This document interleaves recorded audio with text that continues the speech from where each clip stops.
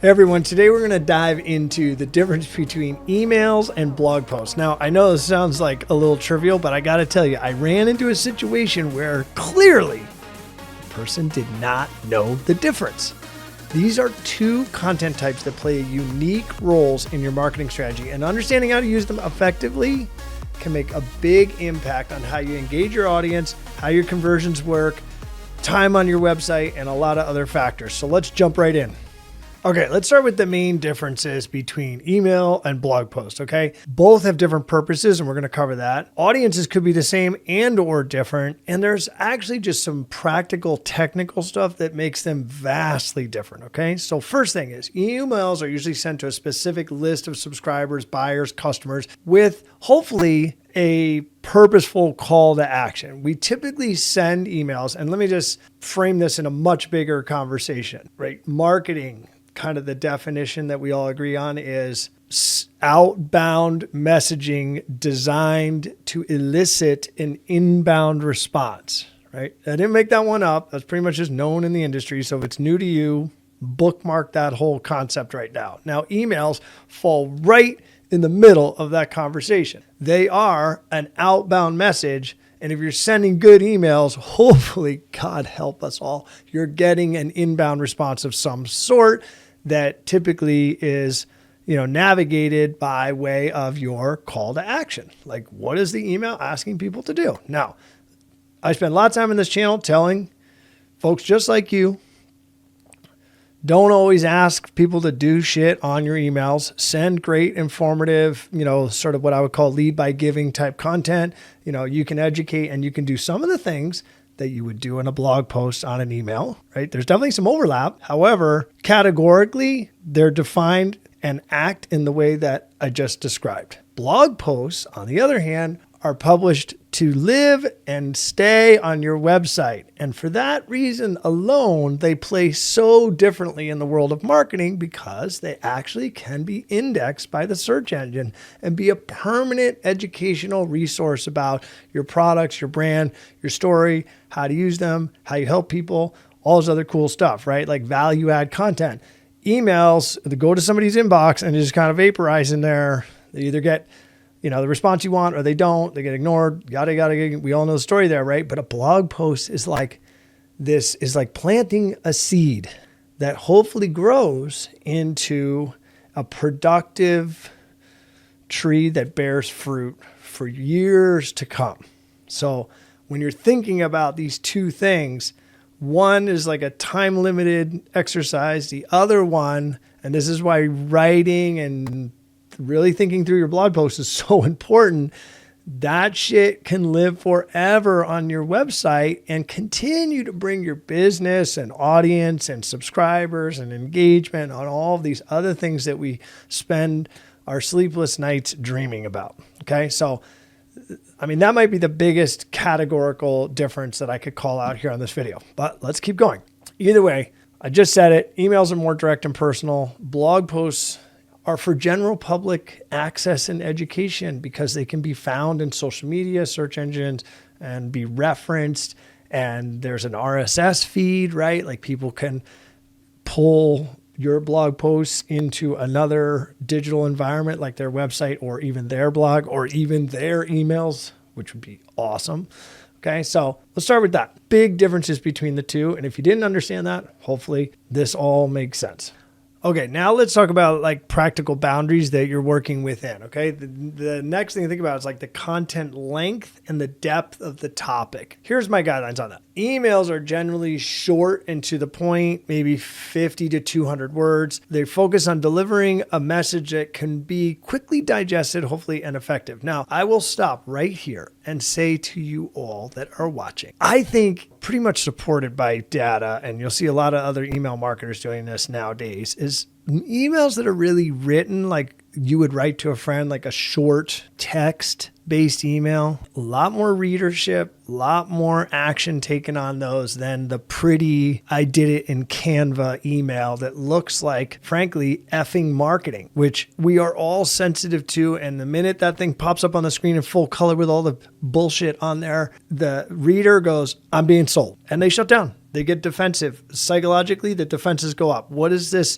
thing trying to sell me right now that I probably don't need? This SOB is in my inbox again. Okay, so just keep that in mind. I know the temptation is, make it all professional and everything, and it's like got to be this big graphic design project, but punch below the belt. That's what I'll have to say about emails. Go low. When they go high, go low. Talk to the people on your list like they're real people. Write them a note. It just text 3-4 lines. Hey, I made this cool video, or we just launched this amazing new product. Here's a video about it. It took a long time to put together, but I wanted to share it with you. Same thing you would send to a friend. Because guess what? More people are going to click that than the big glossy BS that everybody sends out that nobody really likes.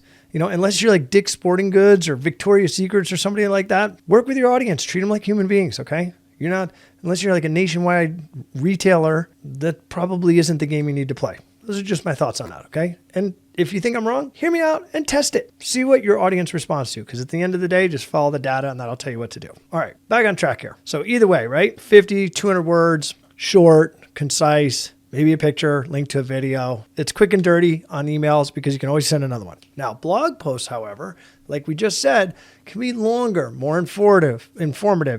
You could go, let's say on the short side, we used to go 450 words, maybe 600 is probably a better number these days, and could go all the way up to like 2,000 words. So somewhere in that bandwidth between 600 and 2,000 words is great for a blog post, because guess what's going to happen in those blog posts?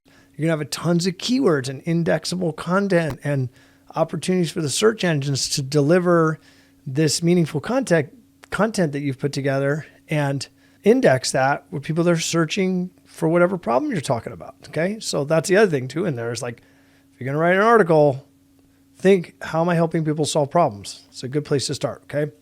So emails, quick and actionable, blog post, deeper dive into a topic, more informative, more educational, more, dare I say, evergreen, and have value in an ongoing future, because the thing is going to live on your website, right? Okay, let's talk about another difference that's really important as well, is tone and style, okay? Emails are hopefully conversational and personalized, like a direct message to the reader. And I just said that, like you're talking to one person, like a friend, like your best customer, somebody that you cherish that's involved with your business, write to that person that way in a personalized tone. That's my suggestion. I pretty much can promise you that if you do that, your emails will immediately get better, because people like to read stuff that's written to them, not them treated as some number in some effing database. Okay. All right. Now the next thing on the blog post, like let's talk about style and tone there. Blog posts should be a little bit, more like an essay from school. Okay. They should be structured and informative, right? They have like what do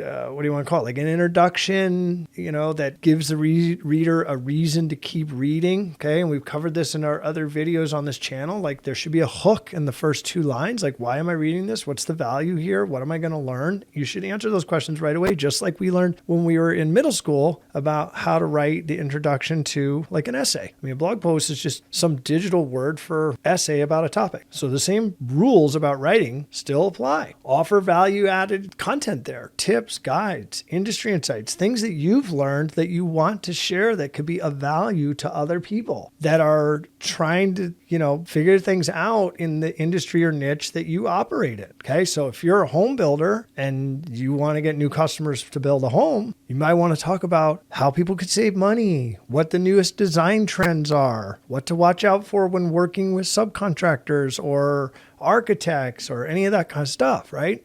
Share the behind the scenes, like share the valuable knowledge that you've accumulated. And I promise you, your audience will be absolutely gobbling it up and will not only put you on the authority platform that you probably are and would love to be recognized for, and at the same time, read and engage and welcome new blog posts that you publish. Okay, so let's summarize that.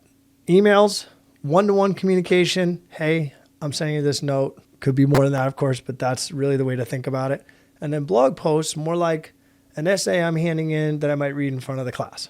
Okay, it's for public consumption, presentation, SEO value, evergreen, going to be on your website for a long time, that kind of thing. Okay, there are many emails that we send, and probably emails that you've sent, that I would never want permanently parked on the backside of my website. It's just not appropriate. So time and place is another thing to think about when you're thinking about tone and style.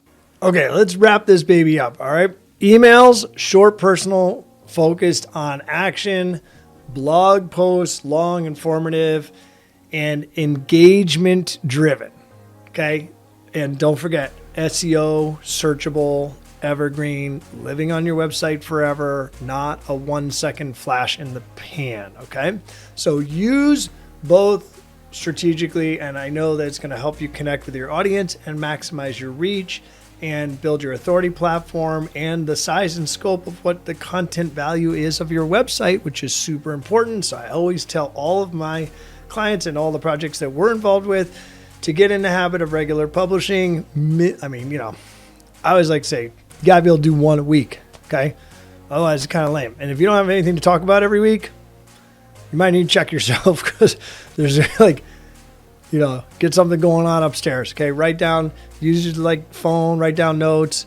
I always, and frankly, create a lot of these videos, and this is just me, from conversations that we have with clients during the week. And I hear great questions from my clients and challenges sometimes, and areas need work and explanation. And I'm like, I'm going to write that down and we're going to do some content on that, right? And share what I'm learning and what we're navigating with all of you guys and put some value down. And yes, these videos become blog posts on our website because this kind of stuff could help people, new people that are starting out with content marketing, people that have been doing it and struggling, people that are experts and need a little fresh perspective on things. Doesn't matter to me. I'm happy to do it and post it up there. But this is a great example of the kind of stuff that can be a blog post is video transcript. Oh, that was a tip, little nugget there. Okay. So either way, light it up in the comments. If you guys think I've lost my way on this, love to hear any sort of challenges and feedback. And otherwise, we'll see you on the next video.